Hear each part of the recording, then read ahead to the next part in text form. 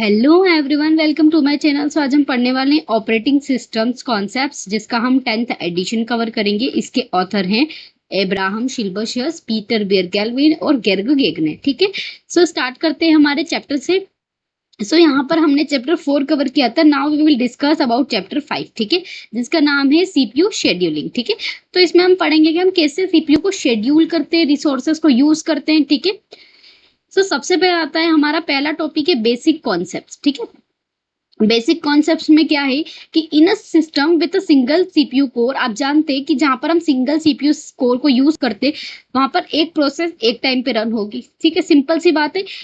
तो other process को क्या करना पड़ता है, वेट करना पड़ता है अंटिल जब तक कि सीपीयू कोर फ्री ना हो जाए या रीशेड्यूल ना करे। ठीक है, तो इसीलिए हमारा उद्देश्य क्या है कि हम ऑब्जेक्टिव क्या है कि हम मल्टी प्रोग्रामिंग करते हैं ताकि हमारा सीपीयू फ्री ना रहे। ठीक है, और हम बहुत सारी प्रोसेस को सेम टाइम पे रन कर सके, जिससे क्या होगा, मैक्सिमम सीपीयू यूटिलाइजेशन। ठीक है, अब सीपीयू यूटिलाइजेशन का फंडा क्या है कि मान लो कि मेरा एक प्रोसेस है, वो रन कर गया और एग्जीक्यूट कर गया। ठीक है, अब अदर प्रोसेस क्यू में है, लेकिन अब इसको कहीं ना कहीं इनपुट आउटपुट की नीड होगी, इसको इनपुट आउटपुट रिसोर्सेज की जरूरत है। तब तक हमारा सीपीयू क्या रहेगा, फ्री रहेगा। तो यहाँ पर यूटिलाइजेशन कम हो रहा है। अगर वही मैं बात कर रही हूँ, एक साथ में मल्टी प्रोग्रामिंग कर रही हूँ और मान लो कि इनमें से किसी प्रोसेस को इनपुट आउटपुट की नीड लगी, तो हमने उसको इनपुट आउटपुट के लिए भेज दिया। तब तक सीपीयू दूसरी अदर प्रोसेस को शेड्यूल कर सकता है, अदर प्रोसेस को मतलब रन कर सकता है। ठीक है, सो that is the called the CPU utilisation. आगे समझते हैं। Scheduling of this kind is fundamental operating system function. इस टाइप की शेड्यूलिंग किसका काम है, मतलब कौन करता है, फंडामेंटली ऑपरेटिंग सिस्टम। ठीक है, almost all computer resources are scheduled before use. Almost जितने भी कंप्यूटर रिसोर्स है हम यूज करने से पहले उनको शेड्यूल्ड करेंगे। ठीक है, the CPU of course one of the primary computer resource है। ठीक है, तो अब ऑब्वियसली सीपीयू भी अपने आप में एक रिसोर्स ही है। The scheduling is central of the operating system design. तो जो शेड्यूलिंग है वो क्या है, किस पे डिपेंड करता है, पूरा सेंट्रल आइडिया है जो ऑपरेटिंग सिस्टम पे डिपेंड करता है। ऑपरेटिंग सिस्टम उसको हैंडल करता है। क्लियर है। सबसे पहले हम समझते हैं, देखो यहाँ पर सीपीयू इनपुट आउटपुट बस साइकिल है। उससे पहले हम इसका डायग्राम देख लेते हैं, आपको क्लियर समझ में आएगा।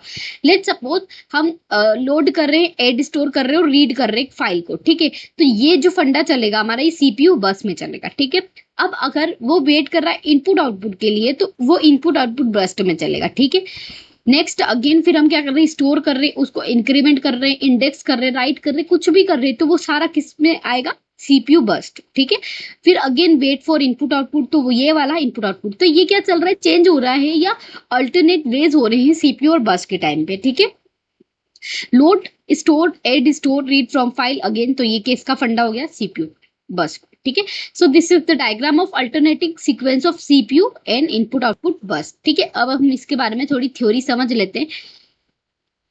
The success of CPU scheduling depends on the observed property of the process. Obviously, आप जानते हैं CPU scheduling पे CPU scheduling किस पे डिपेंड करेगा, प्रॉपर्टी ऑफ प्रोसेस, कि प्रोसेस को आप कितने अच्छे तरीके से मैनेज कर रहे हो। ठीक है, the process execution consist of cycle of CPU scheduling and input output wait. Obviously देखो, मैंने आपको बताया कि हम कोई प्रोसेस है, मान लो कोई प्रोसेस लोड कर रहे हैं, तो या तो वो सीपीयू बर्स्ट में होगी या फिर इनपुट आउटपुट में, क्योंकि हो सकता है उस सीपीयू उस प्रोसेस को इनपुट आउटपुट की नीड लगे। ठीक है, आगे देखते हैं। तो हमारी अगली बात क्या है कि जो प्रोसेस है alternate between the two state. ठीक है, इन दोनों ही स्टेट में अल्टरनेट होती रहती है, लाइक सीपीयू बस्ट और इनपुट आउटपुट बस्ट। ठीक है, या तो वो सीपीयू बस्ट फिर followed by input output burst. ठीक है, देखो सबसे पहले हमने क्या यूज किया था, सीपीयू बस्ट, फिर वो किसको फॉलो कर रही थी, इनपुट आउटपुट को, अगेन सीपीयू फिर इनपुट आउटपुट को फॉलो कर रही थी एंड सो ऑन। ठीक है, सो इस टाइप से हमारा ये चीज चलती रहेगी। आगे देखते हैं। The curve is generally characterized as exponential और हाइपर एक्सपोनेंशियल। ठीक है, तो हम कह सकते हैं कि जो कर्व वह है वो एक्सपोनेंशियली हाइपर एक्सपोनेंशियली होगा with a large number of short CPU burst. ठीक है, यानी कि बहुत बड़े नंबर में शॉर्ट जो छोटे छोटे सीपीयू बर्स्ट होंगे, वहीं small number of long CPU burst या फिर small number of long CPU burst. ठीक है, an input output bond program typically as a mini short CPU bus। जो इनपुट आउटपुट बॉन्ड में हमारे पास क्या होंगे, शॉर्ट सीपीयू बस्ट होंगे। ठीक है, a CPU bound program might have a few long CPU burst. ठीक है, जो सीपीयू बॉन्ड्स होंगे उसमें हम क्या करेंगे, कुछ लॉन्ग सीपीयू बस्ट होंगे। तो हमारे पास यहाँ पर चार तरह की चीजें हैं जो देखनी इंपॉर्टेंट है इसमें, एक्सपोनेंशियल और हाइपर एक्सपोनेंशियल में। क्या कि देखो, large number of short CPU burst या small number of long CPU burst, ठीक है। अगर लार्ज नंबर ऑफ शॉर्ट्स होंगे तो स्मॉल नंबर ऑफ लॉन्ग होंगे, ठीक है। और अगर हम इनपुट आउटपुट बॉन्ड प्रोग्राम की बात करते तो वहां पर हमारे पास शॉर्ट सीपीयू बर्स्ट होगा, और अगर सीपीयू बॉन्ड की बात करते तो वहां पे फ्यू लॉन्ग बर्स्ट होंगे, ठीक है। So this is the criteria. ये इंपॉर्टेंट लाइन से कभी कभी यहाँ से क्वेश्चन बनती है क्योंकि ये कंफ्यूजिंग पॉइंट है, ठीक है। अब now we will talk about something, some topic which is related to basic concept like a CPU scheduler, ठीक है। सबसे पहले हमारे पास आता है the CPU becomes idle, the operating system must select one process in the ready queue to be executed। जब CPU idle रहेगा तो ऑपरेटिंग सिस्टम क्या करेगा, किसी एक प्रोसेस को सिलेक्ट करेगा और उसको रेडी क्यू में डाल देगा, ठीक है, और उसको एग्जीक्यूट करने के लिए भेजेगा, ठीक है। सिलेक्शन प्रोसेस जो होगी वो किसके द्वारा होगी, ऑब्वियसली सीपीयू शेड्यूलर के द्वारा। तो सिलेक्शन कौन कर रहा है, सीपीयू शेड्यूलर। किसका कर रहा है, प्रोसेस का, ठीक है। Which select process from the process in a memory that ready to execute and allocate to the CPU to the process, ठीक है। हम कहाँ से सिलेक्ट कर रहे हैं प्रोसेस को, मेमोरी से। हम क्या कर रहे हैं, उसको एग्जीक्यूट करने के लिए उसको रेडी क्यू में डाल रहे हैं, ठीक है, और हम उसको एलोकेट कर देंगे सीपीयू को, ठीक है। तो सीपीयू अपनी प्रोसेस करेगा कंप्लीट और फिर फर्दर वो एग्जीक्यूट कर देगा। सो यहाँ पर क्या हो रहा है, ready queue is not necessary in the FIFO. हम फर्दर इसमें देखेंगे क्योंकि देखो रेडी क्यू जरूरी नहीं है कि हमेशा फीफो एल्गोरिथम को बेस करे, मतलब जो पहले गया वो पहले आउट होगा, मतलब जिसने पहले जो प्रोसेस पहले एंटर करेगी वो सबसे पहले फिनिश करेगा। That is not necessary to implement this, ठीक है। हो सकता है क्योंकि यहाँ पर हमारे पास डिफरेंट टाइप की शेड्यूलिंग्स है जो हम आगे फर्दर पढ़ेंगे, इसीलिए उसने ऐसा बोला है कि जरूरी नहीं है कि हमेशा फीफो यूज करें, ठीक है। सो यहाँ पर एक सीपीयू बर्स्ट का ड्यूरेशन है जिसमें दिखाया गया है कि फ्रीक्वेंसी है और सीपीयू बर्स्ट ड्यूरेशन है, ठीक है। सबसे पहले अगर हम नेक्स्ट बात करते हैं प्रिमिटिव और नॉन प्रिमिटिव शेड्यूलिंग, ठीक है। तो प्रिमिटिव और नॉन प्रिमिटिव शेड्यूलिंग एल्गोरिथम को समझ लेते हैं। उससे पहले मैं आपको एक चीज याद दिला दूं कि जो हम प्रोसेस की शेड्यूलिंग कर रहे हैं वो किसके द्वारा कर रहे हैं, सीपीयू शेड्यूलर के द्वारा। सो ये इंपॉर्टेंट पॉइंट है, याद रखना ना। हमारे पास चार टाइप के सर्कमस्टेंसेस होते हैं। तो सबसे पहला सर्कमस्टेंसेस क्या कहता है कि process switch from running state to waiting state, ठीक है। या तो वो रनिंग मतलब चलते से वेटिंग स्टेट में जाएगी, पर वेटिंग में कब जाएगी, जब उसको इनपुट आउटपुट की नीड लगेगी तो वो वेट का सिग्नल दे देगी, यानी वेट मेथड यूज करेगी, ठीक है। नेक्स्ट क्या है कि जब प्रोसेस स्विच करेगी रनिंग स्टेट से रेडी स्टेट में, ठीक है। तो रनिंग चलते चलते वो किस में चली गई, रेडी स्टेट में, जब इंटरप्ट अकर होगा, ठीक है। आपने वो पीसीबी वाला डायग्राम याद कर लेना, उसमें इंपॉर्टेंट यही चीज बताई गई है कि हम कब रनिंग से रेडी में जाते हैं, ठीक है।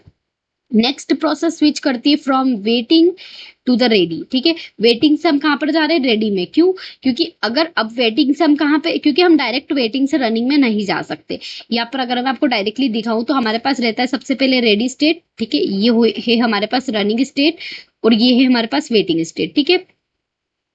सो अगर हम पहली जो कंडीशन है, पहली सर्कमस्टेंसेस की बात करते हैं तो रनिंग से हम कहा जा रहे हैं, वेटिंग पे जा रहे हैं, ठीक है, क्योंकि हमको इनपुट आउटपुट की नीड लग रही है, ठीक है। सेकेंड जो सर्कमस्टेंसेस है वो क्या कह रहे हैं कि रनिंग से हम रेडी पे जा रहे हैं। तो रनिंग से हम रेडी पे कब जाते हैं, जब इंटरप्ट अक्कर होता है। तो यहाँ पर हम लिखते भी हैं, आपको अगर कोई डायग्राम याद होगा तो आपको इजीली समझ में आ रहा होगा। थर्ड स्टेप क्या कहती है कि process switch from the waiting to ready state, waiting से रेडी में जा रहे हैं, क्योंकि आप भी जानते हैं कि अगर हमने इनपुट आउटपुट के लिए उसको वेटिंग में डाला है तो वो डायरेक्टली रनिंग पे नहीं जा सकती। This is the incorrect statement, ठीक है। तो ये चीज आपको याद होनी चाहिए कि हम कभी भी वेटिंग से रनिंग में नहीं जाएंगे, वेटिंग से आप रेडी में जाओगे फिर आप रनिंग में जाओगे, ठीक है। तो यहाँ पर अगेन एक और जो है ये बनेगी कि रेडी से आप रनिंग में भी जा सकते हो, ठीक है, या फिर प्रोसेस टर्मिनेट हो जाएगी। तो ये तीन जो कंडीशन है that is most important for the preemptive and non preemptive, ठीक है। अब now we will discuss about first और fourth. There is no choice in the terms of scheduling. जो फर्स्ट और फोर्थ है, देखो फोर्थ में तो टर्मिनेट ही हो गई, सिंपल सी बात है। और फर्स्ट क्या है कि वो इनपुट आउटपुट के लिए वेट कर रही है, ठीक है। तो यहाँ पर कोई चॉइस नहीं है, लेकिन हमारे पास 2 और 3 में चॉइस है। क्यों, क्योंकि यहाँ से आप रनिंग से कहाँ पे जा रहे हो, रेडी में जा रहे हो। तो रेडी में से आप फिर हो सकता है कि आप यहीं पर रुक जाओ, ठीक है। और एक और क्या बोले इसने, थर्ड वाली, तो जहां पर आप वेटिंग से कहाँ जा रहे हो, रेडी पे जा रहे हो। तो यहाँ पर वही अगेन, क्योंकि दोनों ही स्टेट कहाँ पर जा रही, रेडी पे। तो इसमें कंडीशन फंस सकती है कि रेडी के बाद हो सकता है कि वो कभी क्यू से निकल ही ना पाए या कभी वो रनिंग पे जा ही नहीं पाए। तो दैट इज वाई कि हम यूज करते हैं primitive or non-primitive. तो the scheduling takes place under the circumstances of one और fourth condition के लिए we say the scheduling algorithm non-primitive या cooperative. Non-primitive का मतलब क्या होता है, देखो यहाँ पर हम देखते हैं नॉन प्रिमिटिव मतलब होता है कि जहां हम फोर्सफुली उससे छुड़ा नहीं सकते, नॉन नहीं, ठीक है, तो फोर्सफुली हम छुड़ा नहीं सकते। और प्रिमिटिव में क्या बोलते हैं, तो प्रिमिटिव में हम फोर्सफुली छुड़ा सकते हैं, ठीक है। तो हमारे पास जो फर्स्ट और फोर्थ है तो वो वाली कंडीशन क्या बोल रही है कि नॉन प्रिमिटिव शेड्यूलिंग एल्गोरिथम या कोऑपरेटिव, तो जहां पर हम उसे फोर्सफुली छुड़ा नहीं सकते क्योंकि आपने रनिंग से वेटिंग में भेजा है और अगर वो प्रोसेस टर्मिनेट हो गई मतलब वो फुल चल रही है पूरी तरीके से, ठीक है, उसमें कोई इंटरप्ट का नहीं हुआ, otherwise it is primitive scheduling. अगर हम उससे फोर्सफुली छुड़ा पा रहे हैं तो वो क्या हो जाएगी, प्रिमिटिव, ठीक है। Under the non-primitive scheduling, once a CPU has been allocated to the process, obviously मैंने आपको बता दिया कि non-primitive scheduling algorithm में अगर हमने किसी भी प्रोसेस को सीपीयू को एलोकेट कर दिया है तो वो प्रोसेस जब तक चलेगी जब तक कि या तो वो टर्मिनेट ना हो जाए पूरी तरीके से या फिर कोई स्विचिंग द वेटिंग स्टेट या फिर वेटिंग स्टेट के लिए उसको इनपुट आउटपुट की जरूरत ना पड़े, यानी वो खुद से कोई वहां पर प्रॉब्लम नहीं होगी, या तो वो टर्मिनेट होगी, इसके पास ऑप्शन रहेगा कि या तो वो टर्मिनेट होगी या फिर वो खुद से वेटिंग में जाएगी for the input output execution, ठीक है। So that is called the non-primitive scheduling algorithm. Virtually all modern operating systems belongs to that की Windows, Mac OS, Linux and Unix, ये सारी ही primitive scheduling algorithm है, ठीक है, जहां पर हम उससे फोर्सफुली छुड़ा सकते हैं, ठीक है। अनफॉर्चुनेटली अब हम प्रिमिटिव शेड्यूलिंग के बारे में जानते हैं। तो primitive scheduling can result the race condition, ठीक है। प्रिमिटिव शेड्यूलिंग में क्या होता है कि हम उससे फोर्सफुली छुड़ा सकते हैं, तो यहाँ पर क्या होता है कि रेस कंडीशन वर्क करती है कि data and shared among the several processes to process that share data, दो प्रोसेस डेटा शेयर करती है, one is updating and second is run, ठीक है। प्रिमिशन जो होता है वो अफेक्ट करता है the design of operating system of kernel. आप बार बार उससे प्रिमिट कर रहे हो, मान लो कि आपकी एक प्रोसेस है, आपने सीपीयू को एलोकेट कर दी, लेट सपोज हमारे पास 2 प्रोसेस है या 3 प्रोसेस ले सकते हैं हम, और हमने पहली प्रोसेस सीपीयू को एलोकेट कर दी, ठीक है। अब एलोकेट कर दी और इसको वापस जरूरत लगी तो हम अगर हमारे पास ये इंपॉर्टेंट है या इसका टाइम ऑफ होने वाला है या हमने इसको एलोकेट कर दी, तो आप बार बार ये स्विचिंग करोगे तो इससे क्या होगा, इसके परफॉर्मेंस पे अफेक्ट पड़ेगा।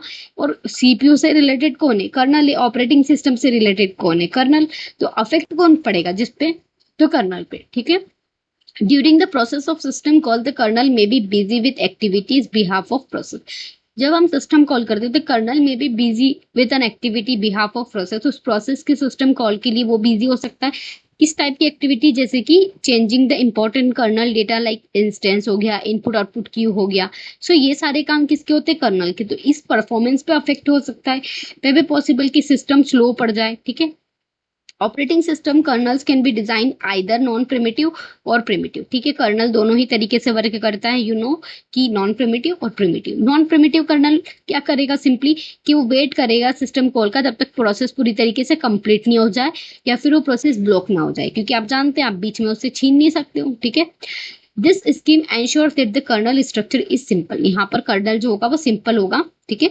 यहाँ पर कॉन्टेक्स्ट स्विच का रोल नहीं है, जस्ट बिकॉज क्योंकि नॉन प्रिमिटिव है, ठीक है। नॉन प्रिमिटिव में कॉन्टेक्स्ट स्विच नहीं होता है। कॉन्टेक्स्ट स्विच मतलब क्या होता है कि मान लो कि मेरी एक प्रोसेस है जो रनिंग में है, रन कर रही है, मैंने जैसे इस प्रोसेस को छीन के इसको वेटिंग में डाल दिया और मेरी सेकेंड वाली प्रोसेस को मैं यहाँ लेके आ गई, ठीक है।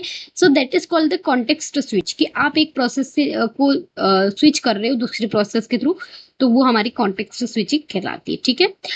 The kernel will not permit a process the kernel data structure are inconsistent state, ठीक है। सो यहाँ पर क्या हो रहा है कि कर्नल जो है प्रिम्प्ट नहीं करता है क्योंकि ऑब्वियसली नॉन प्रिमिटिव है, जबकि kernel data structure are inconsistent state, ठीक है। अब एक प्रिमिटिव कर्नल की बात करते हैं तो प्रिमिटिव कर्नल को क्या रिक्वायर होता है, mutex locks to prevent the race condition. Race condition से बचाने के लिए उसको म्यूटेक्स लॉक का यूज करना पड़ता है। तो आपको ये भी पता होना चाहिए कि हम अगर रेस कंडीशन से प्रिवेंट करते हैं तो हम किसका यूज करते हैं, ठीक है। When accessing the shared kernel's data structure, the modern operating system now fully primitive when running the kernel mode. जब कर्नल मोड में चलता है तो वो फुल्ली प्रिमिटिव होता है, ठीक है। So this is the role of dispatcher. सबसे पहले हम डिस्पैचर का डायग्राम देख लेते हैं, उसके बाद हम डिस्पैचर के बारे में थोड़ी सी चर्चा करेंगे। तो देखो सबसे पहला आता है हमारा P0 यानी कि प्रोसेस P0 एग्जीक्यूट हो रही है। अब हमने क्या करा, इसको पीसीबी में सेव कर दिया, ठीक है। और नेक्स्ट हम क्या कर रहे हैं, फिर इसको रीस्टोर कर रहे हैं पीसीबी 1 को। अब P0 यानी कि P0 क्यों, देखो पीसीबी 0 है यानी कि हमने जो सेव किया है वो पीसीबी 0 का किया है, ठीक है। मतलब जो स्टेट हम सेव कर रहे हैं, जो वर्क हम सेव कर रहे हैं वो किसका है, 0 का। इससे हमको पता रहेगा कि हमने कौन सी प्रोसेस का मतलब जो कंटेंट है वो सेव किया, ठीक है। अब देखो वापिस हम रीस्टोर कर रहे हैं स्टेट ऑफ पीसीबी 1। तो 1 क्या मतलब प्रोसेस 1, ठीक है। और प्रोसेस 1 को एग्जीक्यूट कर रहे हैं। तो यहाँ पे क्या सीन हो रहा है कि देखो P0 चल रहा था, P0 को हमने पीसीबी में सेव कर दिया और हमने P1 को रिस्टोर करा और P1 को एग्जीक्यूट करने लग गए। तो that is called the dispatch latency, ठीक है। आप एक प्रोसेस को सेव कर रहे हो और दूसरी प्रोसेस को रिस्टोर कर रहे हो, that is called the dispatch latency, ठीक है। इंपॉर्टेंट है, याद रखना। तो सबसे पहले हम बात करते हैं डिस्पैचर की। डिस्पैचर का क्या काम होता है। Another component involve the CPU scheduling function is the dispatcher, ठीक है। सीपीयू शेड्यूलिंग के लिए इंपॉर्टेंट रोल प्ले करता है। Dispatcher is the module that given the control of CPU core to the process selected by the CPU scheduler. ये क्या करता है, सीपीयू कोर को कंट्रोल देता है कि कौन सी हम प्रोसेस सिलेक्ट करें सीपीयू शेड्यूलिंग के द्वारा, ठीक है। इसके क्या क्या फंक्शंस होते हैं, like switching context from the one process to another process. जैसे कि आपने देखा कि अगर हमारी प्रोसेस चल रही है तो आप दूसरी प्रोसेस को स्विच कर रहे हो, तो उसके बीच में जो प्रोसेस भी हो रही है, तो ये सारा काम कौन हैंडल कर रहा है, हमारा डिस्पैचर, ठीक है। Switching to user mode, user mode में स्विच करना है कर्नल मोड से, तो ये भी काम डिस्पैचर का है। Jumping to the proper location in the user program to resume that program. आप उस प्रॉपर लोकेशन पे जंप करना चाहते हो जहां से आपने सीपीयू, मतलब आपका एक यूजर प्रोग्राम चल रहा है, ठीक है। अब मान लो कि एक सेकेंड, लेट्स सपोज कि मैंने एक यूजर प्रोग्राम रन कर रखा है, ठीक है। अब वो हाफ रन हो गया है, ठीक है। अब मुझे जंप करना है, यहीं यहीं पे आना है मुझे वापस, क्योंकि मेरा यहाँ तक जो है रन कर गया था। तो मेरे को उसी रेज्यूम प्रोग्राम पे आना है। तो ये जंप करने में मेरे को हेल्प करेगा कौन, डिस्पैचर, ठीक है। प्रॉपर लोकेशन पे dispatcher should be fast as a possible, जितना हो सके उतना फास्ट होना चाहिए। Invoke during every context switch, हर कॉन्टेक्स्ट स्विच। आगे आपको बहुत अच्छे से डेफिनेशन में समझ आएगा कि what we are talking about the context switch. जब हम गेन चार्ट बनाएंगे तो वहां पर आप जो ये जो लाइंस देखोगे तो ये कॉन्टेक्स्ट स्विचिंग कहलाती है। और अगर हर कॉन्टेक्स्ट स्विच पे हमारा जो डिस्पैचर है वो इवोक होता है, ठीक है। The time taken from the dispatcher to stop one process and start other process known as dispatch latency, ठीक है। हमने ऊपर देखा। और इंटरेस्टिंग क्वेश्चन इज कंसिडर कि हाउ, मतलब अगर हम कैसे उसको कॉन्टेक्स्ट स्विच होता है या कब तक होता है। The number of context switch can be obtain by using VM state command, ठीक है। लाइनक्स सिस्टम में आप कौन सा कमांड यूज करोगे और आपको कैसे पता चलेगा कि कॉन्टेक्स्ट स्विच कितनी बार हुआ है, तो वीएम स्टेट कमांड, ठीक है। लाइनक्स के लिए याद रखना इंपॉर्टेंट पॉइंट है। आगे देखते हैं ए वॉलेंट्री कॉन्टेक्स्ट स्विच। अब देखो कॉन्टेक्स्ट स्विच भी दो टाइप के होते हैं, वॉलेंट्री एंड नॉन वॉलेंट्री, ठीक है। सो वॉलेंट्री कॉन्टेक्स्ट स्विच कब अकर होता है, तो a process have given control to CPU because requires to resource then currently unavailable, ठीक है। जब जब हम क्या कर सकते हैं, हम सारा जो प्रोसेस जो कंट्रोल है वो किसको दे देगा, सीपीयू को। क्यों, क्योंकि जो रिसोर्स उसको चाहिए वो करंटली अनअवेलेबल है। तो this type of context switch is called a voluntary, ठीक है। नॉन वॉलेंट्री कॉन्टेक्स्ट स्विच क्या होता है कि सीपीयू जो है वो जो प्रोसेस से अपना कंट्रोल ले लेता है जब टाइम स्लाइस एक्सपायर्ड हो जाता है, ठीक है। या प्रायोरिटी शेड्यूलिंग एल्गोरिथम, मतलब प्रायोरिटी आ जाती है। लाइक समझ लो कि हमारे पास दो प्रोसेस है, ठीक है। अब ये प्रोसेस कौन सी है, वॉलेंट्री, और ये है नॉन वॉलेंट्री, ठीक है। देखो तो सबसे पहले हम वॉलेंट्री की बात करते हैं। तो वॉलेंट्री क्या कहती है कि ये अपना सीपीयू ये अपना कंट्रोल सीपीयू को दे देगी खुद से ही। क्यों देगी, क्योंकि इसको जो इनपुट आउटपुट की नीड थी वो अभी अवेलेबल नहीं है या वो मे बी ब्लॉक हो चुका है, ठीक है। अब नेक्स्ट आता है कि नॉन नॉन वॉलेंट्री क्या कहता है कि ये सीपीयू खुद से छीन लेगा, ठीक है। सीपीयू बोलता है कि मैं खुद से ले लूंगा अगर तुम्हारे पास टाइम स्लाइस खत्म हो गया तो, ठीक है। टाइम स्लाइस एक्सपायर हो गया यानी कि जैसे हर एक प्रोसेस का अपना एक टाइम स्लाइस होता है, लाइक 1 ms हमने उसको चलाने के लिए दिया और अगर उसने उतने में अपना काम खत्म कर लिया तो that's okay. But if it does not, then हम क्या करेंगे, उससे प्रोसेस को छीन लेंगे, ठीक है। हम उससे कंट्रोल ले लेंगे और ये प्रीमिट कहलाती है। या फिर अगर हाई प्रायोरिटी की कोई एल्गोरिथम आ गई, हाई प्रायोरिटी की कोई प्रोसेस आ गई, then we will take the, ठीक है, प्रोसेस। तो सीपीयू अपने हाथ में कंट्रोल लेके रखता है, तो that is called the non voluntary. It is important क्योंकि कॉन्टेक्स्ट स्विच का पार्ट है ये, ठीक है। अब सबसे पहले देखते हैं शेड्यूलिंग क्राइटेरिया जो इंपॉर्टेंट है। तो हम आगे शेड्यूलिंग एल्गोरिथम पढ़ने से पहले हमें कुछ इंपॉर्टेंट पॉइंट्स पता होने चाहिए। सबसे पहले आता है सीपीयू यूटिलाइजेशन। जैसा कि मैं आपको बता चुकी हूँ, CPU as busy as possible, जितना हो सके सीपीयू को बिजी रखो, उसको सारा काम उससे करवाओ, ठीक है। रेंज फ्रॉम 0 to 100%, इसकी रेंज कहाँ से हो सकती है, 0 से लेके 100% तक। It real system should from 40%, अगर हम रियल सिस्टम की बात करें तो इट शुड बी 40% से लेके 90% तक होती है, ठीक है। अगर 40% कब होगी, जब लाइटली लोडेड होगा, और 90% कब होगी, जब हैवी लोडेड सिस्टम होगा, ठीक है। CPU utilization can be obtained by top command like Linux, macOS और Unix। नेक्स्ट जो टॉपिक है, नेक्स्ट जो पॉइंट है हमारा, throughput. So CPU is busy executing process then the work is being done, ठीक है। मतलब सीपीयू क्या है, सीपीयू प्रोसेस को एग्जीक्यूट करने में बिजी रहे और वो वर्क भी डन करे, ठीक है। One measure of work is the number of process that is completed in per unit. मतलब वो अपना जो मेजर ऑफ वर्क, मतलब या वर्क कह सकते हैं या फिर नंबर ऑफ प्रोसेस कंप्लीट करे एक पर यूनिट टाइम में, एक टाइम में, ठीक है। तो आप इसके थ्रूपुट के टी से आप याद रख सकते हो कि आप किसी टाइम की बात कर रहे हो, ठीक है। इसी को हम थ्रूपुट कहेंगे, ठीक है। Long process, this rate may be one process over several seconds. Short transaction, it may tens of process per second, ठीक है। So long process में हो सकता है कि हमको बहुत ज्यादा several seconds लगे, लेकिन जो short process होती है उनमें एक process जो है वो जल्दी से वर्क कर जाती है, ठीक है। टर्न अराउंड टाइम क्या होता है, turn around time is basically, अगर हम इसका फॉर्मूला देखें तो turn around time is equal to completion time minus arrival time, completion time minus arrival time. अगर मैं आपको डायरेक्टली इसका फॉर्मूला बताऊं, ठीक है, ये इंपॉर्टेंट है। हालांकि इसकी definition is also important, but अगर हम सीपीयू शेड्यूलिंग जब यूज करेंगे ना, तो ये वाला फॉर्मूला हमारे लिए सबसे ज्यादा काम आएगा, ठीक है।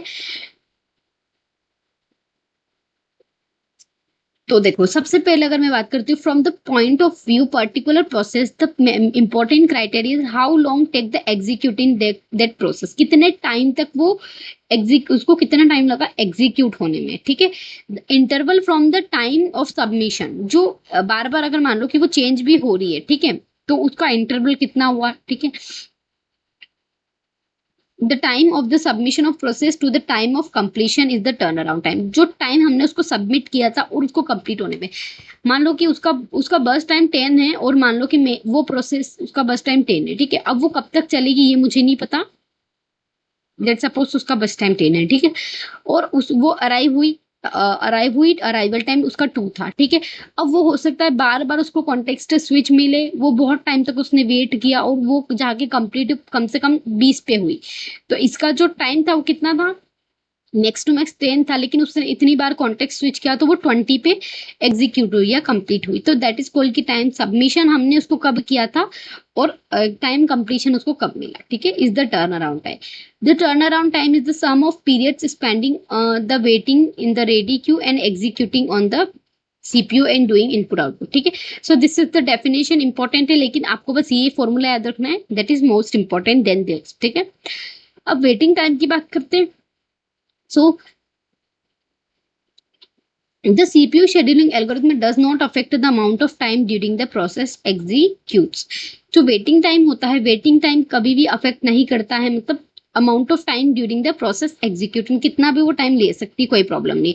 लेकिन वही चीज की वो कितना वेट कर रही है ना, एक प्रोसेस मान लो कि मैंने उसको सबमिट किया, मान लो कि जैसे हमने उसको 2 पे सबमिट किया और 20 पे वो सबमिट हुआ, लेकिन उसने कितना वेट किया, ठीक है।